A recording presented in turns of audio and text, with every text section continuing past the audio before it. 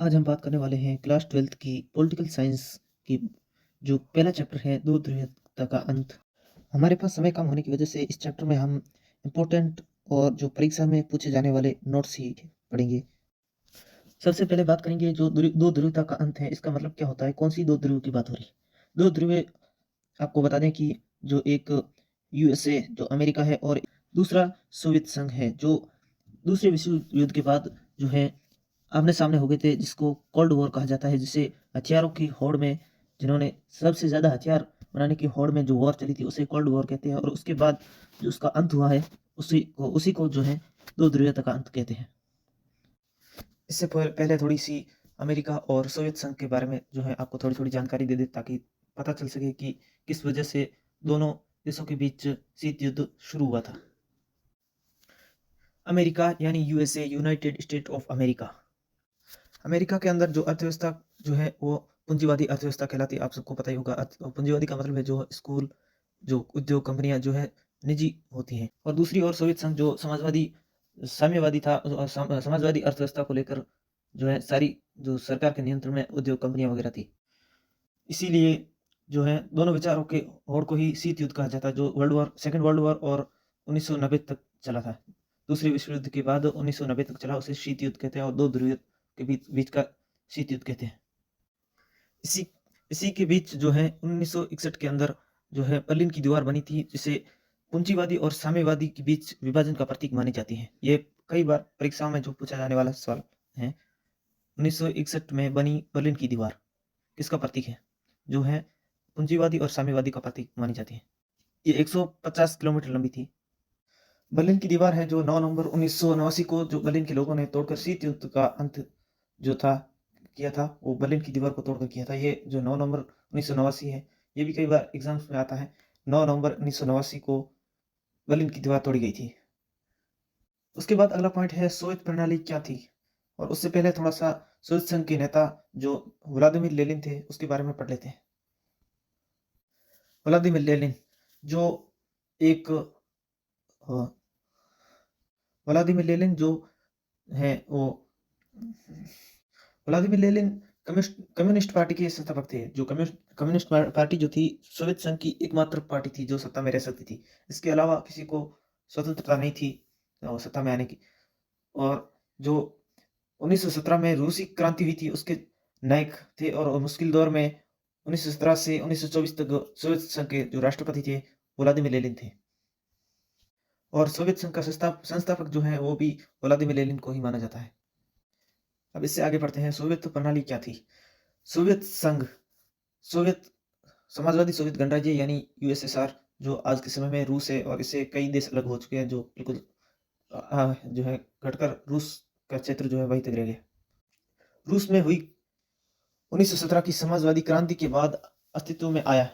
यह क्रांति पूंजीवादी व्यवस्था के विरोध में हुई थी और समाजवाद के आदर्शों और समतामूलक समाज की जरूरत से प्रेरित थी।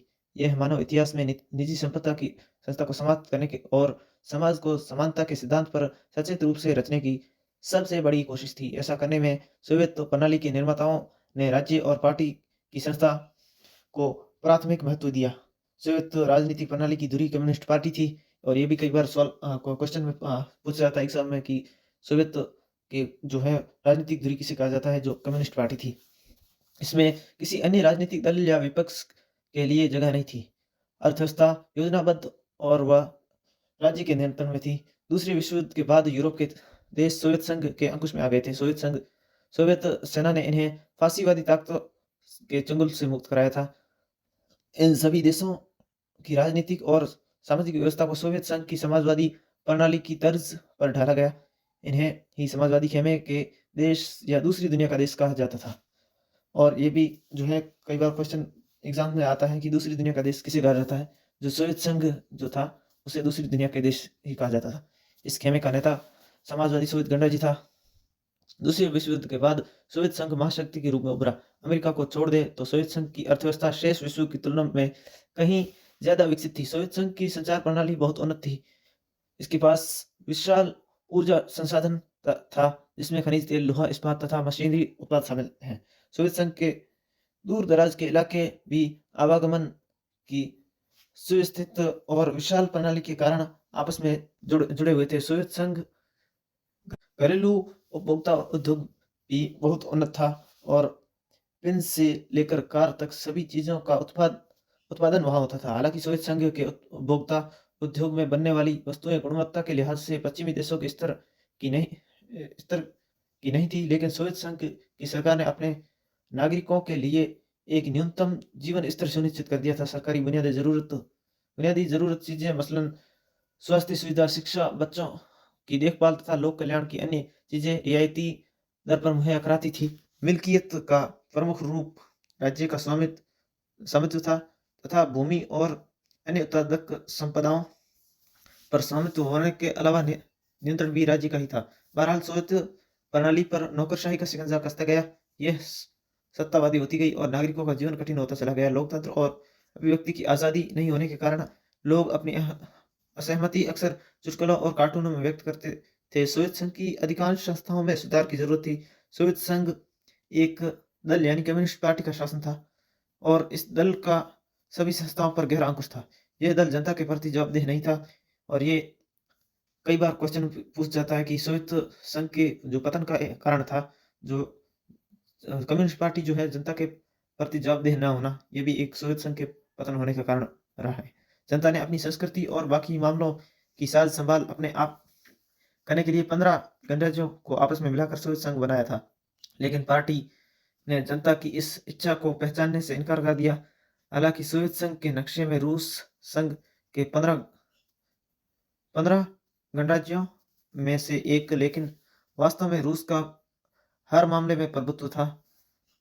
यही बात जो है इसमें एक जोड़ सकते हैं आप कि बाकी देशों पर जो है रूस का जो है प्रभुत्व था, इसीलिए बाकी देशों की जो जनता थी उनके लिए उबाऊ होता चला गया। ये भी सोवियत संघ के पतन का कारण रहा होगा।